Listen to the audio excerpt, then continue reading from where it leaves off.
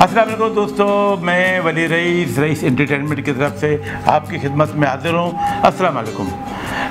मुझे उम्मीद है कि आपने मेरा पिछला प्रोग्राम देखा होगा और मुझे ये भी यकीन है कि आपने मेरे चैनल को सब्सक्राइब भी किया है और लाइक भी किया है और दोस्तों में शेयर भी किया है। अगर नहीं किया है तो प्लीज़ कीजिएगा, इसमें क्योंकि मैं आप लोगों को एक नई मालूमात भी देता रहूँगा। तो इस वक्त मैं आता हूँ, मैंने इस मरतबा आप लोगों के ऐसी चीज़ लाया हूँ जो बहुत से लोगों ने इन चीज़ों को देखा है लेकिन उस तरह महसूस नहीं किया। जैसे हमारे पाकिस्तान में जो सुपरस्टार थे, जैसे सबसे पहले सुधीर, संतोष कुमार, एजाज हुआ, दर्पण हुआ, अभी ये वो अदाकार थे जो शुरू में जो स्टार थे। इसके साथ साथ अकमल हुआ पंजाबी फिल्मों में, अपने नज़ीर साहब हुए, वो अपने दौर के वाकई लीजेंड थे जिन्होंने उस्तादों से काम सीख के काम किया। उसके बाद फिर मोहम्मद अली, वहीद मुराद, नदीम, शाहिद, और उसके बाद फिर गुल्लू हुआ, बाबर अली, सऊद, जावेद शेख, इनका दौर शुरू हुआ। लेकिन मैं यहाँ पे अब जिक्र करता हूँ दूसरे दौर के जो सुपरस्टार थे, जैसे नदीम हुआ, वहीद मुराद, मोहम्मद अली और शाहिद, तो इन्हीं पे बात करता हूँ। तो नाज़रीन, एक वक्त ऐसा आया कि एक फिल्म में सिर्फ एक हीरो होता था या ज़्यादा दो। तो एक अजीब सी ट्रेंड चली जब शाहिद इंडस्ट्री में आया तो धड़ाधड़ शाहिद की फिल्में भी हिट होने लगी। तो शाहिद भी सुपरस्टार्स के ज़ुमरे में आ गया।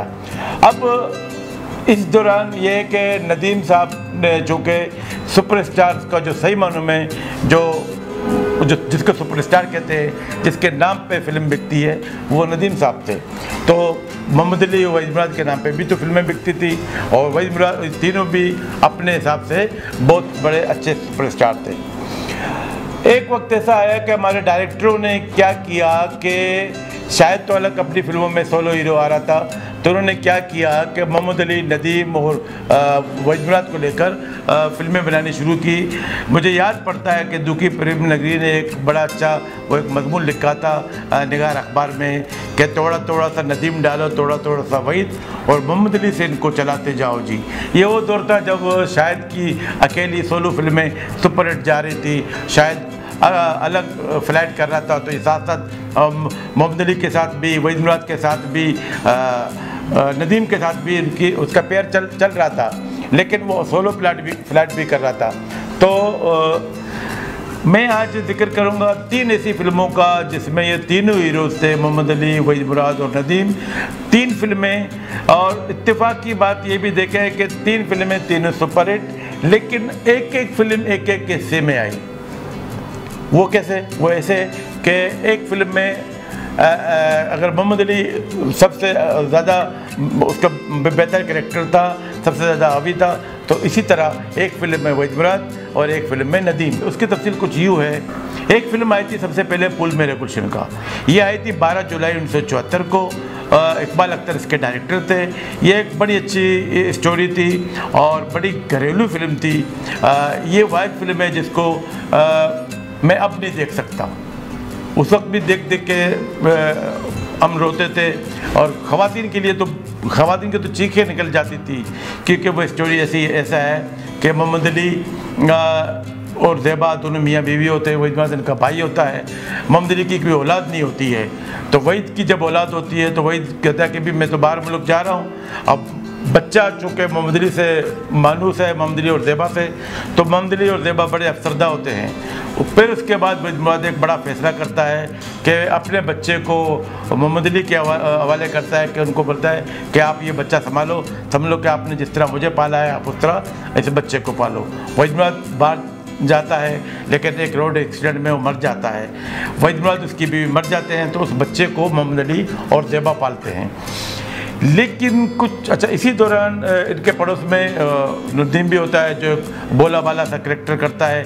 वही नादान वाला जो करेक्टर है बोला का, वही कैरेक्टर कर रहा होता है। वो एक पूल वाले का कैरेक्टर है, जो एक जिसको हम मेहमान अदाकार भी कह सकते हैं।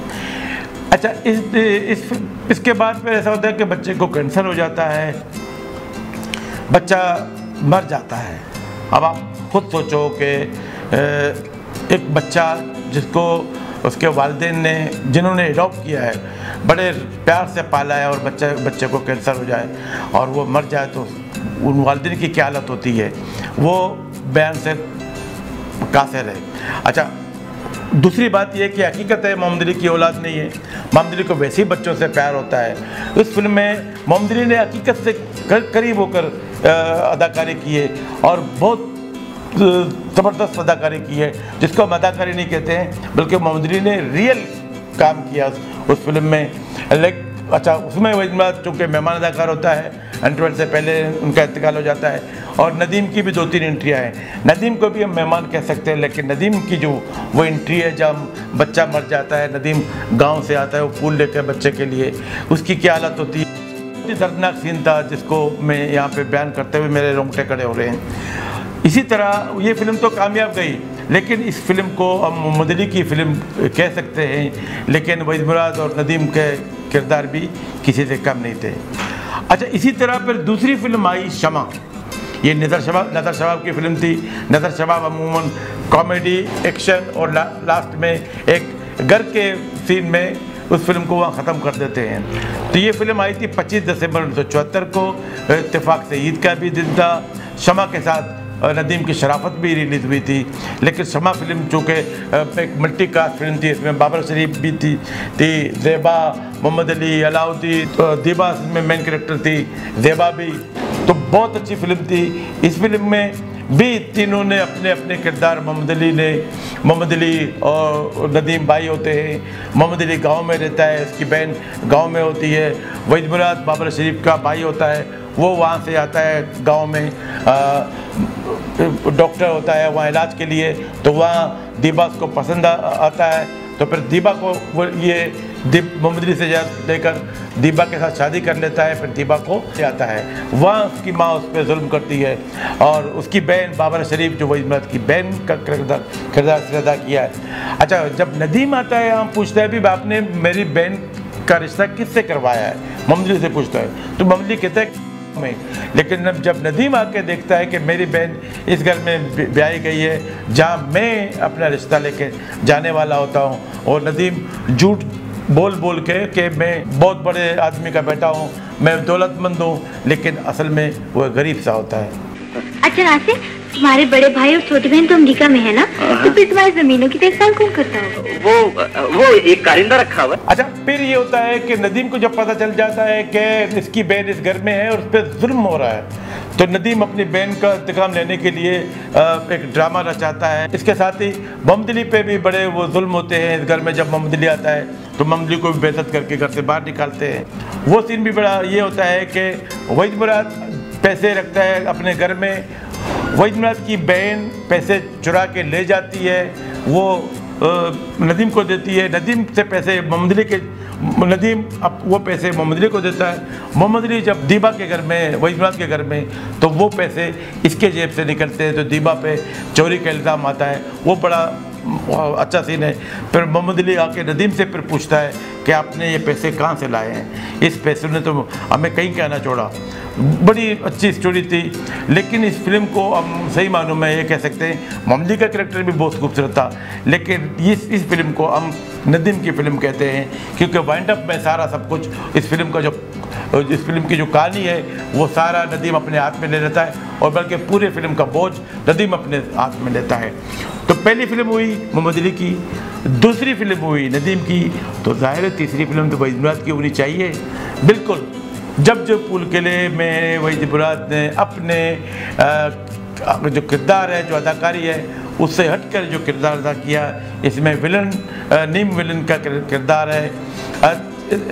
ऐसा भी है कि इंडिया और पाकिस्तान दुनिया में कुछ ऐसी स्टोरियाँ हैं कि 3 भाई बिछड़ जाते हैं, अलग अलग शोबों में होते हैं, लेकिन वाइंड अप में जाके तीनों एक साथ मिल जाते हैं। इसी किस्म की एक स्टोरी है जब जब फूल खिले, उसमें मोहम्मद अली, वहीद मुराद और नदीम तीनों भाई होते हैं लेकिन बिछड़ जाते हैं, फिर लास्ट में जब मिलते हैं।